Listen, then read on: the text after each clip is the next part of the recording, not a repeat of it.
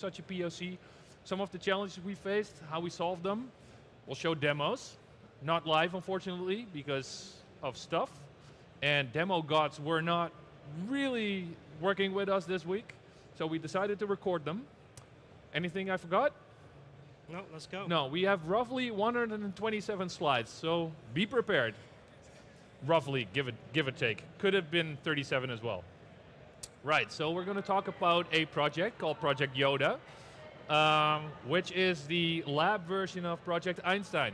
And I've talked about Project Einstein earlier this week in a session with Frank Denneman, in which we showed how we build our own private AI foundation platform, fed it with our own information, and integrated it with our own business processes. But this is kind of the lab version on which we'll dive into. The project is kind of focused on a couple of layers. We're going to a little bit talk about the infrastructure layer using VCF. That's what Robert's going to talk about. And then when Robert's done, I'm going to dive into the private AI foundation part. Kind of the AI enterprise part. Yeah? Ready to go? Let's do it. The floor is yours, dude. Thank you very much. Okay.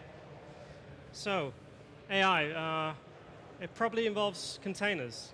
And that means it probably involves Kubernetes. So, for those of you unfamiliar with Kubernetes, it's really nothing more than a bunch of VMs. They just have a very specific role, and they're clustered together to do a thing. They create a Kubernetes cluster. Now, why do we need Kubernetes clusters? Because a lot of these AI frameworks work in containers. And to do AI at scale, or machine learning at scale, anything under the umbrella term AI, we need to scale horizontally. Containers are the best way to do all that kind of thing. So all these frameworks are all Kubernetes native now, right? Started with Docker, but now it's all Helm charts and stuff that you stick into Kubernetes. And the same goes for the NVIDIA stuff. Right? So what Johan is going to show you is the NVIDIA stack specifically, and how to get up real quick and get some very cool stuff working on GPUs. But it's all Kubernetes based, right? So it's a big part of it. You're going to need a Kubernetes cluster. Now, you're in luck because VCF and VMware vSphere Foundation both contains what is now called the supervisor, right? So it's no longer vSphere Tanzu. No, we call that rebranding as a service. Yeah, it's and this list, I've got another. So if you come to my other session at 3 o'clock, this list of what it's been called is actually that long. I've only done the last two. It's no more Tanzu, right? This is called supervisor now. And supervisor can do a whole bunch of things, but the most important thing it can do is it can create Kubernetes clusters very easily, and it can create clusters that you need to do the AI thing on. Now, there is really just one little specific thing you need to customize for the GPU thing, and anyone who's done GPUs on VMs before will probably recognize this. We need to create a VM that enables GPU pass-through. Now, in Supervisor, this thing is spitting out whole Kubernetes clusters. It's building the VMs for us based on a template, and then it's applying a configuration, and we need to create a custom configuration, which they call a VM class, a custom class that enables the GPU pass-through, and then we can use that as the basis to build our Kubernetes cluster. So these VMs, they're called nodes in Kubernetes, and they have GPU pass-through enabled. That's really the only thing we need to do on the infrastructure level, except obviously ESX and the driver, but Johan will talk about that. Making a cluster is this easy, right? I copy-pasted this YAML from the docs this morning. I took out all the comments and anything that's already in there by default, and this is the simplest YAML you can have to make a basic cluster. 3 control plane nodes, the API for Kubernetes, 2 worker nodes, I can actually run the workloads. And here I'm referencing our little special customized class that does the GPU pass-through. But creating a cluster is it's just, you take that, you stick it in a file, you do that, and you have a cluster. So, ESX host with obviously GPU. Need the driver and probably a NVIDIA licensing server. We enable the supervisor. I'm not going to go into details about how that happens, but there's a wizard, basically. We create something called a vSphere namespace, which is a way to group the clusters we build.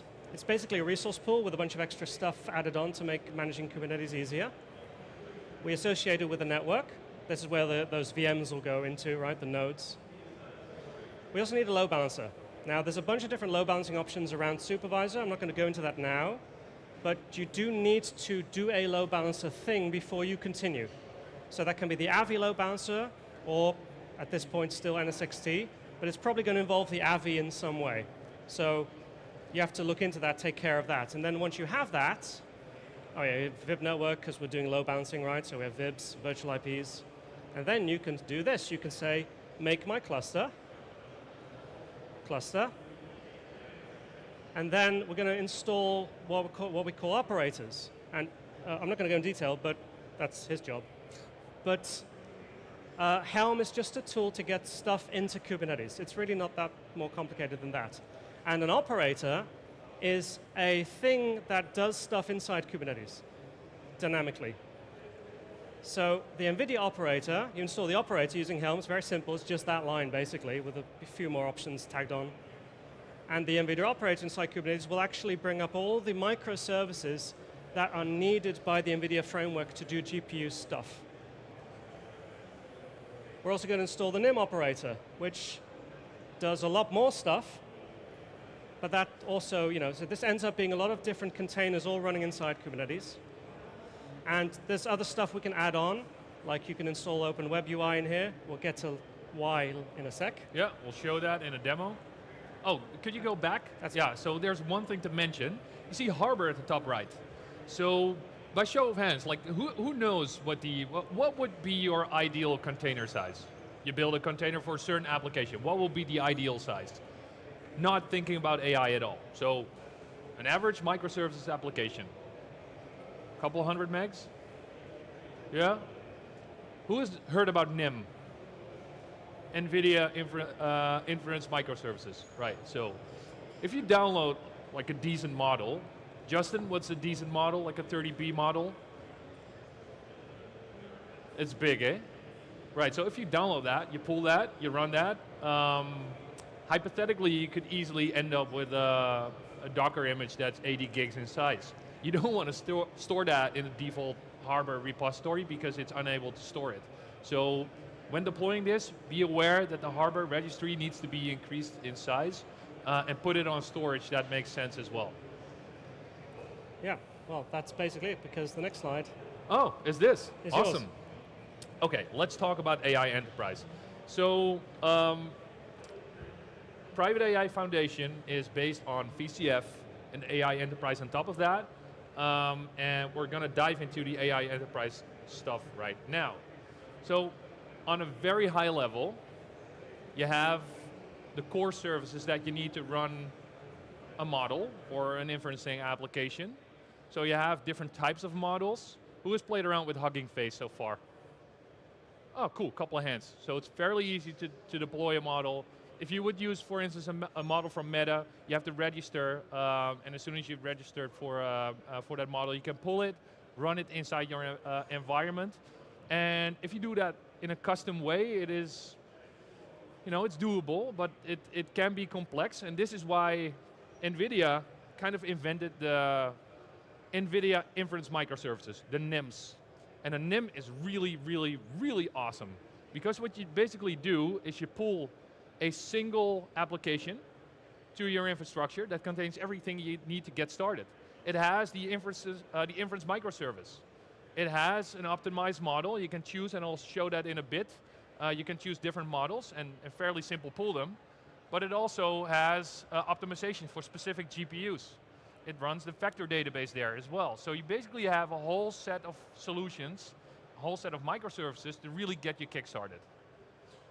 And I mentioned different models, how do you determine what model to use? And I'm going to give you kind of an idea of what the impact of a model is if you run that in your own environment.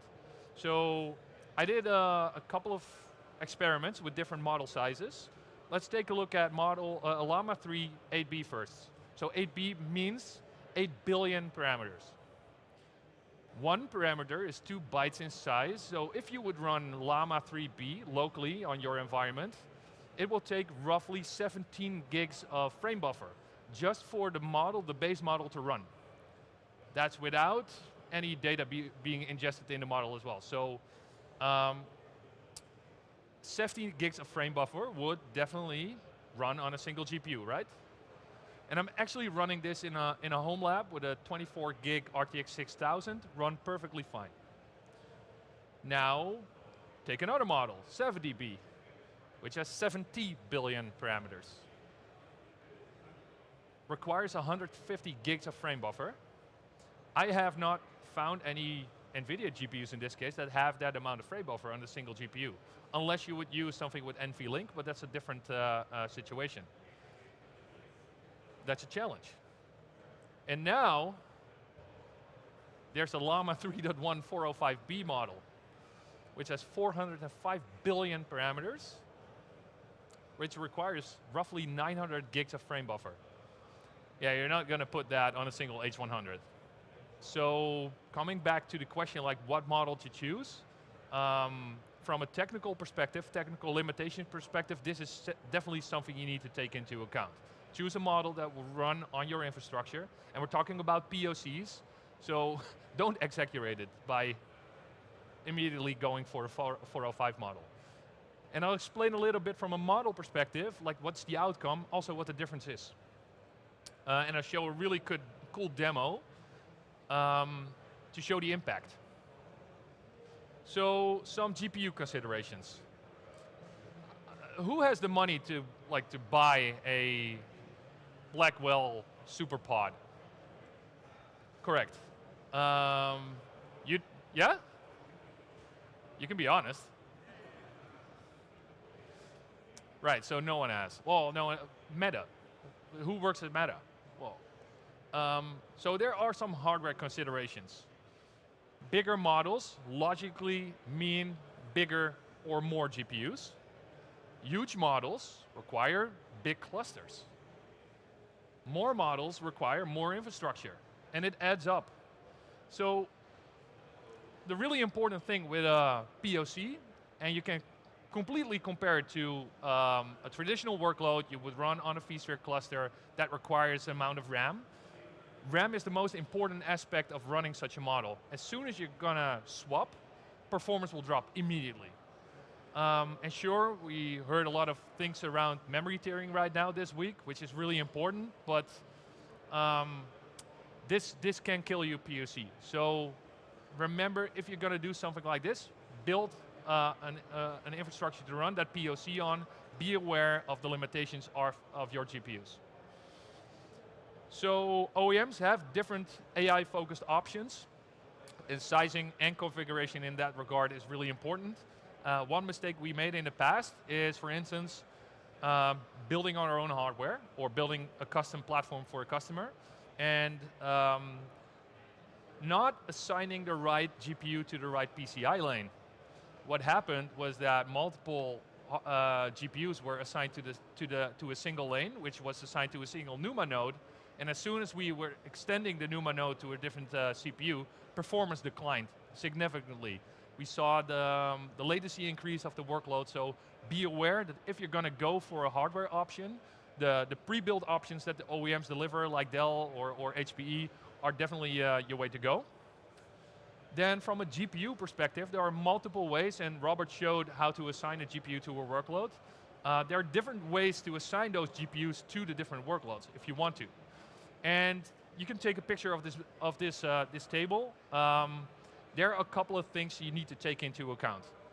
When you look at the POC, it's really important to understand what your requirements of the workload are. Do I require a certain form of availability, and thus require maybe vMotion? Then you're kind of already limited in the ways you're going to assign the GPU to the workload. What to consider? Completely depends. So it depends on your requirements, what to consider when it comes to those GPU configuration options. Now, deploying the GPU is also something that needs some lessons learned. And it's a huge list of stuff you need to do. Robert already mentioned you need to install the GPU drivers, you install a license server, you create a custom VM class, create the cluster, deploy the GPU operator, really important, otherwise you won't have any GPU capabilities within your application. And really important, test the operator and the runtime. One mistake we made is that, or what I made in my lab, for instance, is that everything worked. I could run a Docker image locally on a machine, and I had GPU capabilities inside my application. But as soon as I started that Docker application on my cluster, the cluster wasn't aware of any GPU capabilities. So you definitely need to take those capabilities into account and ensure that it works. And validating that, there's a couple of simple applications you could use to validate it. The NGC platform, NVIDIA GPU Cloud, has several smart Docker-sized applications or Docker packaged applications you could use to test the capabilities. Then, deploying a NIM, and this is pure magic. It is seriously simple. And this is a short recorded demo. This is build.nvidia.com. I selected the Llama 3 8B instruct model. And what you can see here is a couple of really cool things. First of all, there are different options to use the model. In this case, for instance, the Docker command to pull it. Also the way to reach out to the API endpoint, but also a Python script to directly talk to this hosted model. So I'm asking the 8B model, who is Johan van Amersfoort? And the answer it gives is that Johan van Amersfoort apparently is a famous racing driver from the Netherlands. I can assure you, he is not. I am commonly known for the, well, the challenge I had with the Dutch police for the last couple of years, and one of my colleagues, I borrowed his car quite recently. I got a fine of 400 euros, was not fun. Asking the same question to Llama 3.1405b gets a different answer. Johan van Amersfoort is a well-known IT expert and author who specialized in VMware and virtualization technologies. The result, the difference between the two models is that 405b has much more parameters and thus is more commonly trained on common knowledge, whereas 8b is trained on natural language but doesn't have any knowledge. So it assumes something based on the fact that the prompt I add, a simple prompt, does not contain enough information to create a really factual answer. So the bigger the model gets, the simpler the prompt can be to still get right information. But in some cases, prompting by itself is not enough, or makes things complicated. And I'll show you that in a demo in a bit. So, Robert mentioned Open Web UI. Really, really cool solution. So this is part of how we deploy those POCs. Open Web UI basically is simply deployed, again, using a Docker image, a Docker container that you can run on your environment. And what it does is a couple of things. First of all, it offers you a really simple RAG interface, an interface where you can upload your documentation. Second thing is that it is GPT-like, so it's very recognizable. And it kind of uses the same prompting as GPT does. And the third thing that's really cool, it offers the same API endpoint with the same API calls. So whatever you build from an automation perspective in ChatGPT, you can use that in Open Web UI as well. Let me show you a demo. So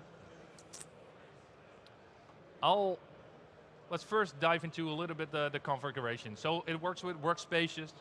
I assigned a model here, and I'm using, to configure the model, and you'll see that in a bit,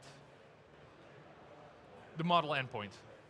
I uploaded a couple of documentations, the 2 books that I wrote.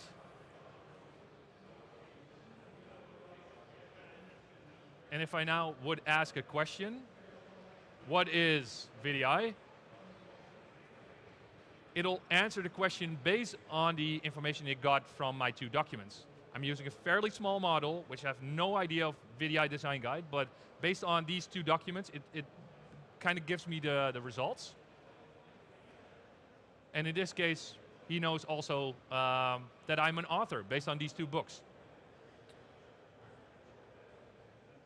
Right, so let's talk about Yoda. I love Yoda. Who has no idea who Yoda is?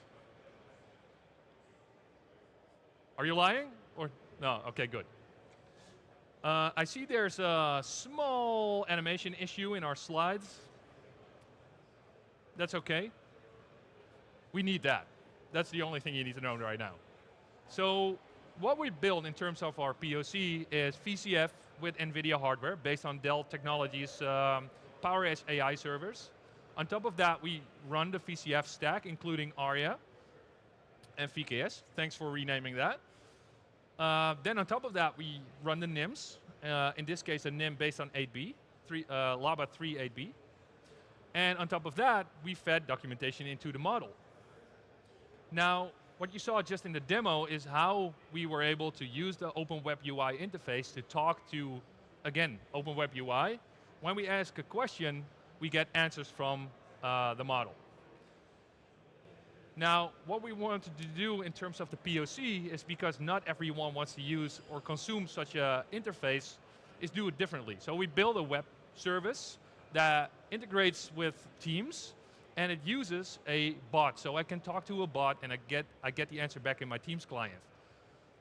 The way that traffic flows is that I have my end user that talks to Teams, Microsoft Teams, simple the Teams client, that talks to the bot, and there's a reason why it's called Yoda, that talks to the web service, that talks to the OpenWeb UI, that retrieves information from the NIM, and ends up at the web service.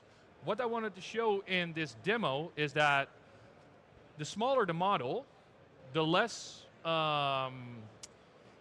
chance there is that the model knows who Yoda is and what language he speaks. So what we did to show that smaller models can still do their trick is that we integrated this with the Rapid API.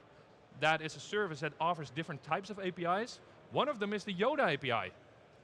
So simply, the question that I ask gets translated into Yodish, and the answer is traversed back to the end user. And it looks a bit like this. So, in my Teams client, I have me, Han Solo, and Master Yoda. And if I would now ask a question, who's Frank Denneman? You did the voice, right?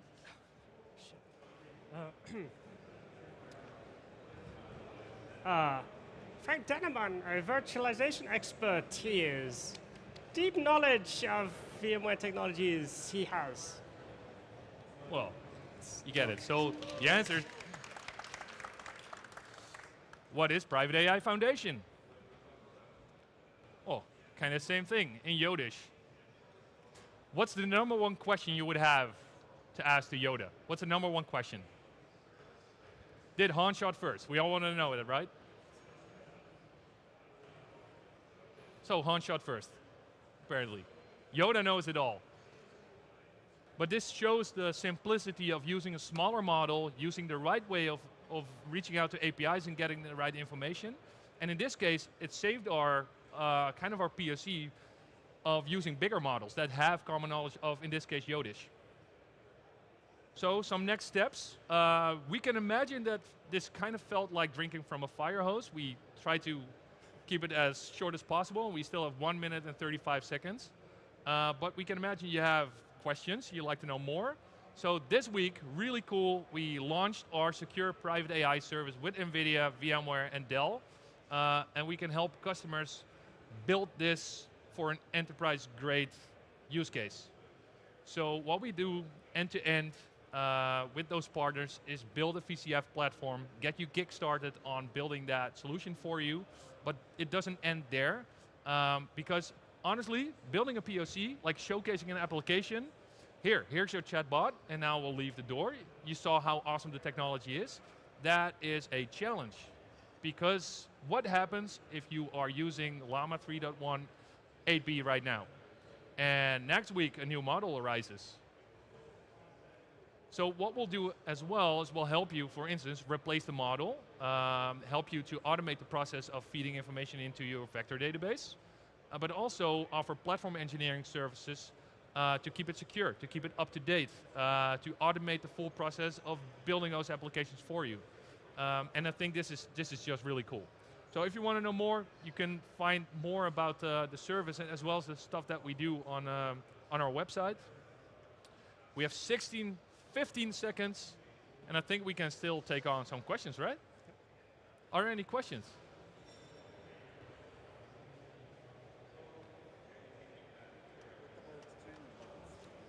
Oh, there's a mic coming up. What about the training models? Is it possible to train models? Oh, it's definitely possible to train models, but the question is, why would you?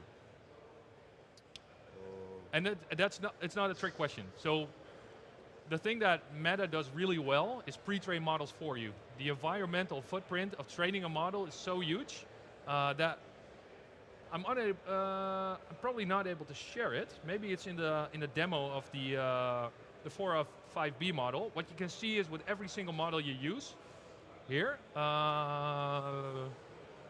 No, if you look at the model card tab, it shows how much power they consumed to train it. So, in case you have a really specific use case and would like to train the model yourself, it is perfectly capable of. You're capable of doing that, but you need a different approach to do it. Training a model is very complex. Justin Murray is here in the audience. He runs tech marketing for everything AI at VMware, and he's surely able to kind of tell you how complex it is to train a model. This is why NIM just offers you a pre-trained model already. Yeah, but training. But a good question, by the way. But training a model doesn't imply teaching it new things. That's what this RAG is about, right? Yeah.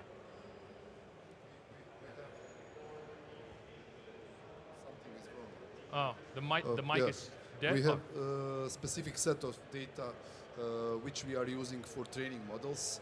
Beside of that, we have a changing model of data which we put in the RAG database.